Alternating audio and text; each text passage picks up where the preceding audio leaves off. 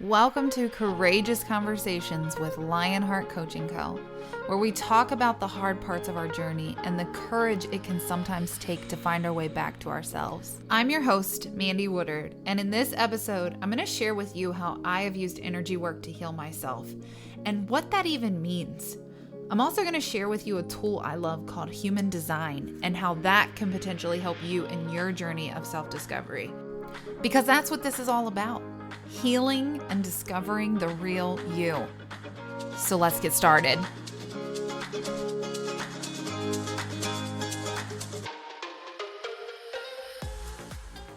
Let me paint this picture for you.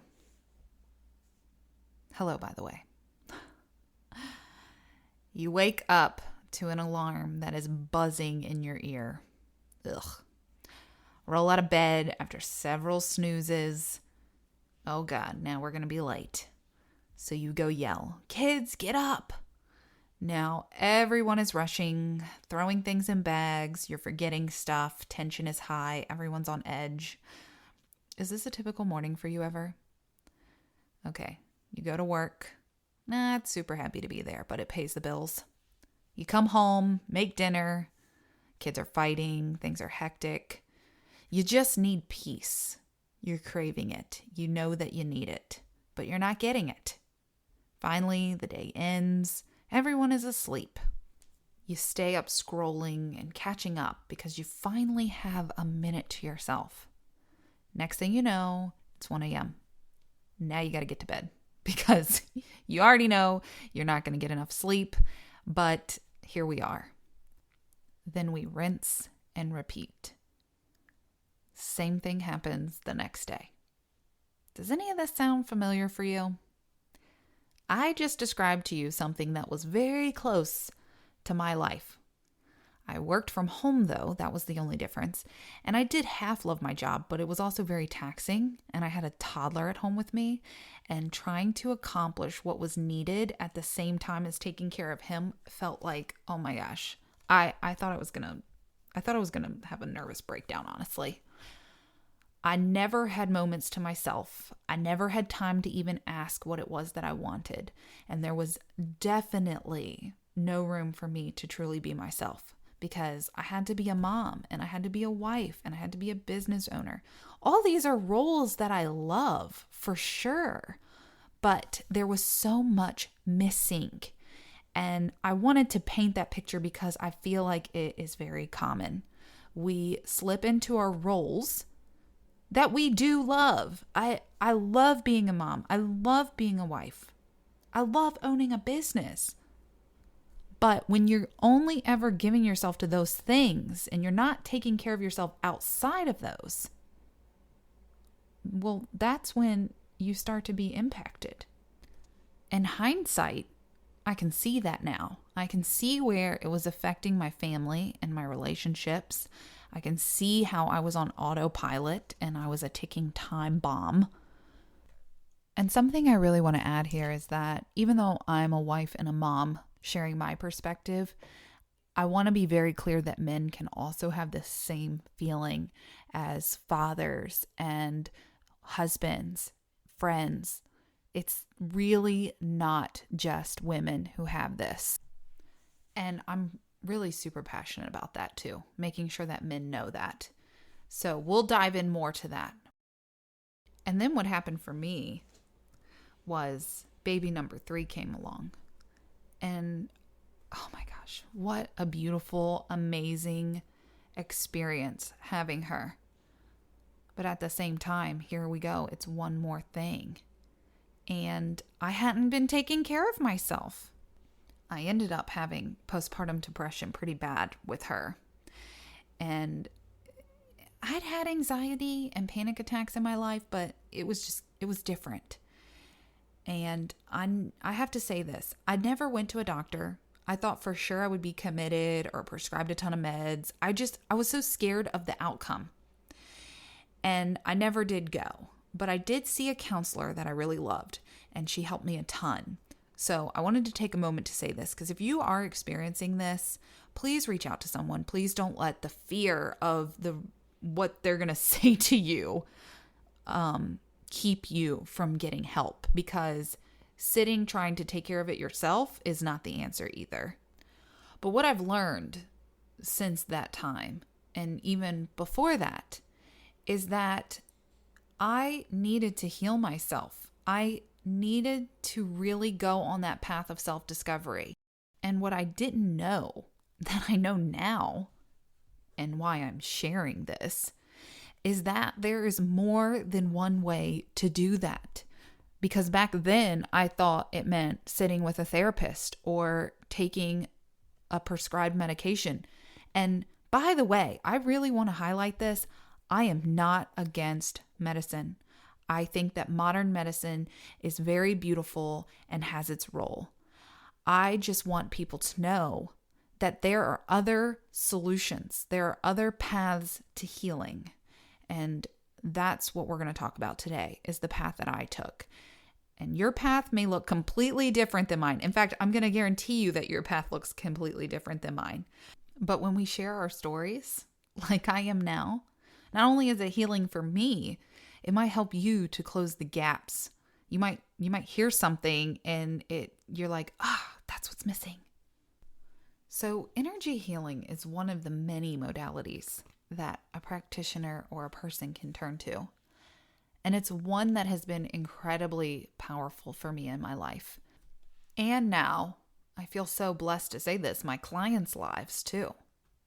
And there are many different ways to go about energetic healing. The process I use, or the practice I use, is called Reiki. Maybe you've heard of it, maybe you haven't. I'm going to explain to you what Reiki is. The short description of Reiki is, it's a Japanese technique used for healing and relaxation. I love that because we all can use some healing. We all can use some relaxation. It's so much deeper than that though. And I want to tell you a little bit from my textbook actually, because it's just too good. I couldn't put this into any different words than what it is. So first of all, the Rei in Reiki is spiritual wisdom. The Ki equals life energy. And here is a quote straight from my book. This is the non-physical energy that animates all living things. As long as something is alive, it has life energy circulating through it and surrounding it. When it dies, the energy departs it. If your energy is low or there is a restriction in its flow, you will be more vulnerable to illness. End quote. And I just want to add this because you're more vulnerable to illness when you have anxiety and depression. Your immune system gets weaker, and that's why it's so important to work on that. Life energy is something that has been studied for thousands of years. I'm going to explain to you what I mean when I say energy. So we all have a biofield that surrounds our physical bodies. And when things happen, emotional events, big or small, it impacts that field. It contributes to your energy. That's when you find yourself in a low, anxious, depressed, or moody, and you just don't understand why. It's an energetic thing. And I even want to go a little deeper here because you feel energy every day. You probably just don't even realize it. But have you ever walked into a room and felt like you could cut the tension with the knife? That is you feeling the energy in the room. Or let me ask you this. Have you ever released something? Maybe in a therapy session, or you got something off of your chest and all of a sudden it felt like this huge weight lifted from your shoulders. That is your energetic body. And there are so many studies coming out, more and more every year, where they are literally measuring the frequency. They can measure your brain waves without even putting anything directly onto your head. That is because you are emitting an energy off of your body. It is your biofield. So I came to discover Reiki in 2018 when I did a candlelight yoga class. The instructor was a Reiki master, and at the end of class, she gave us a little Reiki session, and holy crap, my mind was blown. I could feel the energy radiating around my head, and there was no denying it. You could not deny the physical sensations because they were so strong. Then that night I came home and I slept better than I had, and I couldn't even remember how long. And I knew intuitively this was going to become something for me. I didn't know how, I didn't know what. And over the years, I received Reiki quite a bit, and definitely at minimum, probably about once a month. And the calm that I had was the first thing I noticed. I had a peace within me that I hadn't had for a long time. And I could really see a difference when 2020 happened and I no longer was able to go to Reiki Circle or see my Reiki master for sessions. And my anxiety went through the roof that year, not just because of everything that was happening, but I was unable to really ground myself, which we can talk about grounding another time. But Reiki really allows you to center and have peace and have calm. There's so much more that can come out of a Reiki session, but that right there is that's the core. That's the main bit of it. Fast forward to this year, I finally get the opportunity to become a Reiki practitioner myself. And now I get to see the benefits through my clients and hear their testimonies. And how incredible. When I was deciding also if I was going to take that path, my Reiki master sent me a Harvard study that was done, and it showed the benefits of Reiki. And do you know, so many people have anxiety, and I think a little bit of anxiety is a good thing because you're going to think before you take action. But when anxiety is controlling your life in such a way that you cannot function, you cannot enjoy walking on the beach, you can't enjoy going for a drive somewhere, which I have experienced all of the above.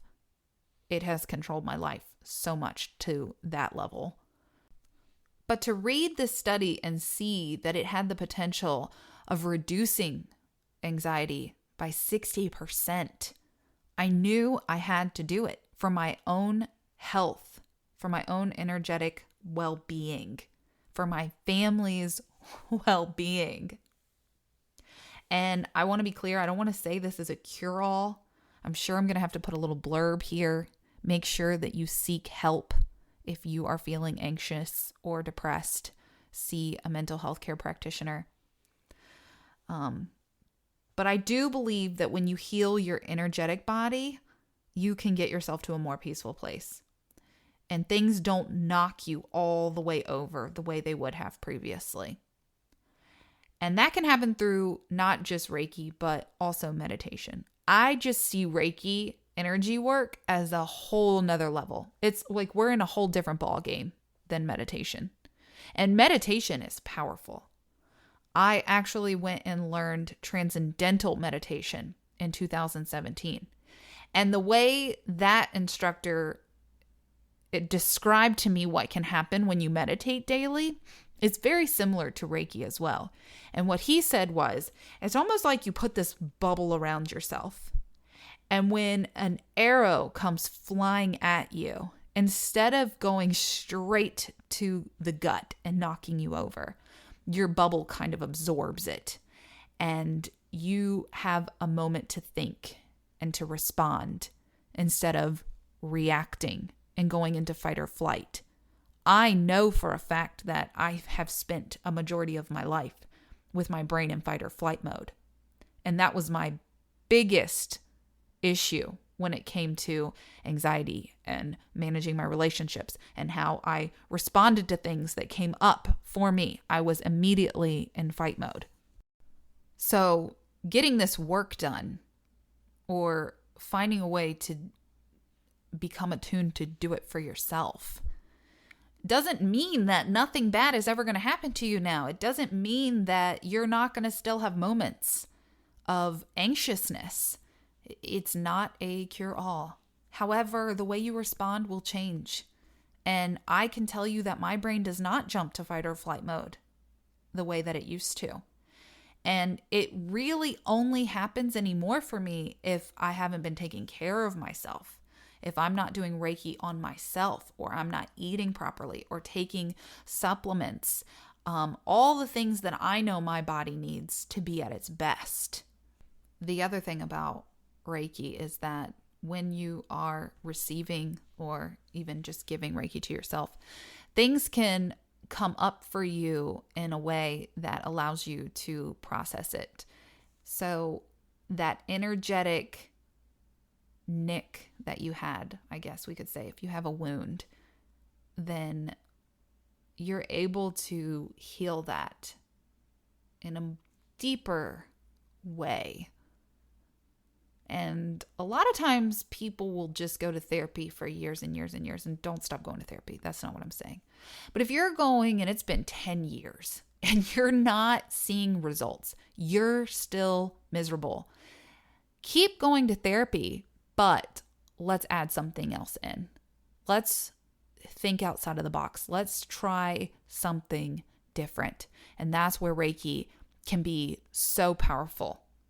Not just Reiki either. There's tapping, there's EDMR, there is meditation. I mean, there's so many different modalities when it comes to healing. And if you're only doing one thing because that's the path that you've been put on or guided towards, because this is out of the box thinking, honestly. Most people, and I don't even like to say most people, a large part of society thinks this is just woo-woo, when really there's a lot of science that backs it, actually. And just give it a shot. Be open to it. Be open to the experience and what it may bring, because it can't harm you. Reiki is only done in light and in love. And if you've been really searching and feeling like you're not getting anywhere, that's your sign to maybe try something else. The other thing is, sometimes talking about an event or a trauma is only re-traumatizing. To be able to allow your body to heal in this different way helps you to move through an event without having to regurgitate step by step what's happened. Now, I have done a therapy specific to that, like where we actually went through an event and I had to repeat it over and over and over again until I recalled all the details, and it worked great for that. It was a car accident that I really needed to process and work through and let go of. It was perfect for that.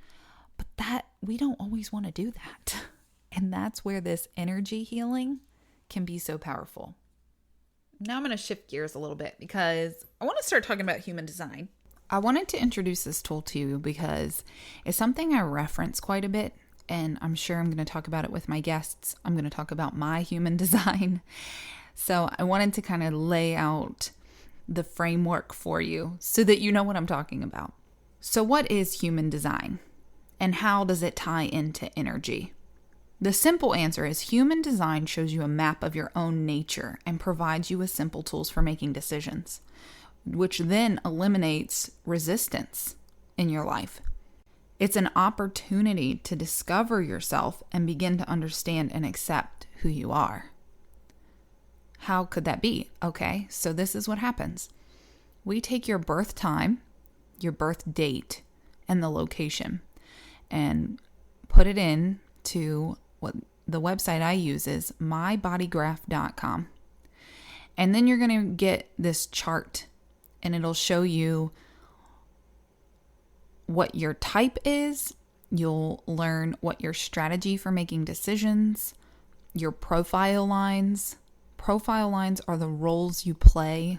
And then you'll see where you have open centers, where you have defined centers. There's something called gates, and then channels. It's very intricate and incredibly accurate. I have not done a reading on someone yet who has said that it doesn't resonate. Basically, what it is compiling is your energetic blueprint, which is your aura. It's your aura type. And aura is energy. So that's how that comes together as I talk about energy. So as you begin your healing journey, or even if you're already into it, to be able to have this tool, it basically cuts through the fact. It cuts through all of the crap that you're trying to figure out. When I can pull up a client's design, we immediately can see where they're stuck, why they're struggling in a certain area of their life, why they have self-doubt, why they may be feeling so unworthy, or why they're avoiding confrontation, why they struggle to have the words in situations. And then I can give you tools to help navigate those things. So you see, we all have conditioning. And when we are conditioned from a very young age, whether that's by society or our parents, we take on these traits and these roles that aren't us. And what matters is that we shed that and we find our true selves so that we can live in alignment. When you're not living in alignment in human design, we call it not self. It's almost like you're given this permission slip to be who you were called to be. And I have always used some sort of something in my practice. I used to use Myers-Briggs with my clients, which is a personality test. But when I discovered human design, it blew everything else out of the water. I used to have my clients take the Myers-Briggs test, and then I would have them write me their life story, which is a valuable thing, though, to write your life story out. But then I would sit and spend hours studying both things and seeing where they may have lost themselves. Well, with human design, I can just ask you a few questions and we just get right to the core of it. Let me tell you about how I discovered human design. It was actually introduced to me by a longtime friend. She was testing out a Facebook group that she wanted to offer for self-care. And she was framing it around your design and how you should do self-care according to your design. And when she started doing my reading and telling me things about myself, I was just like so speechless. Like, how valid, how true. I had never felt so seen. And I felt like I no longer needed to justify certain things about me. I had a lot to learn. I had to reshift the way that I was approaching situations because I wasn't operating in alignment with myself. But it was the key for me to start listening to my intuition. And that is my favorite thing about human design, is it's going to show you how to stop overthinking things. Well, we still overthink things, but it's going to show you how to make decisions based on your authority, whether that's in your gut or an emotional wave, or maybe you're a sounding board and you need to be able to talk things out. I'm splenic, so mine is very intuition based, very in the now. And if I'm making a decision that's incorrect for me, I will literally start to feel sick. I notice that in my body. Okay, let me give you a little overview. So there are 4 different types of human design. I am the projector type. Projectors are essentially here to guide the energy of the other types, especially the generator types, but only when invited. We have to be given an invitation, because otherwise we are inviting ourselves and it doesn't always go well. People don't want to hear from us. It's unsolicited advice. And then what happens? I get bitter because, well, you're not listening to me. But you never asked in the first place. I also am a 5-2 in my profile line. So that's the role I'm here to play. So I'm a heretic/hermit. Heretics are, the way it's presented is the hero of the story. They're here to save the day. They're the problem solvers. and people will come to them wanting to be rescued. And I love this. I love being a 5'2". I can see so much how accurate it is when I look at my life, but there's always parts of all of us that we have to work through. So, people coming to you all the time sometimes can be draining. You have to learn to put boundaries into place. My second line, the hermit, that is I got to hide away in my closet and get creative and journal or create, learn, study, master something. And then at some point, I'm going to be called out to share my knowledge, which this podcast is a perfect example of that. Yesterday, I was hermiting all day while I studied my notes to figure out what I wanted to say. And then I got to have this opportunity to create the content for it. I also am open emotional. So before, I used to take on other people's emotions so easily. With having this to recognize, I no longer do that nearly as much. I've learned to set boundaries in that area. The other thing that was incredibly validating for me is projectors have open sacrals. So we don't have that constant energy in it's that life force energy. And we need rest and the ability to take a nap if we need to take a nap. And that has been so true for me my whole life. And it's always been, why do you need so much sleep? And now I know why, because it's just who I am. So human design allows you to look at this whole picture and see yourself for who you are. But the biggest thing too is it's about taking the mask off. We put these masks on, we layer all these things on top of us to hide who we are. And this is about removing that and allowing you to be your true self. Now, they do say human design is an experiment. They actually say it's a 7-year experiment. And it takes 7 years to decondition yourself. I'm 2 years in. So it's changed so much for me. And that's why I like to use it with my clients and why I wanted to bring it up. But at the end of all of this, it all comes down to this. At some point, you have to ask yourself, are you living true to yourself? Are you just checking the boxes off each day? Are you unsure of why you feel the way you do? Have you been ignoring your intuition? And how connected to your body are you? If when you answer these questions and you don't like what you write down, then energy healing, human design, whatever it is you want to try, it's time to start. But I can tell you, the healing journey only begins when you say, I'm ready. And if that day is today, then let me be the first to encourage you to take the first step. Whatever that looks like for you. That may just look like going and buying a book that's going to feed your soul. It may just be journaling a little bit. Maybe you decide to hire a life coach. Maybe you reach out to me. And if I'm going to give you a little piece of advice at the start of this journey, or maybe even if you're like into it, but you feel like you're a little stuck, stop judging yourself. Stop judging and feeling like you've done it all wrong, because you haven't done anything wrong. All in perfect timing, remember? And we hear exactly what we're meant to hear the moment we're meant to hear it. All right, friends. That's all for me for today. Thank you so much for listening. If you haven't yet, be sure to subscribe on your favorite listening app, whatever that may be, and share this with a friend. You never know who might need to hear it. Sending you so much love. So much love. Bye now.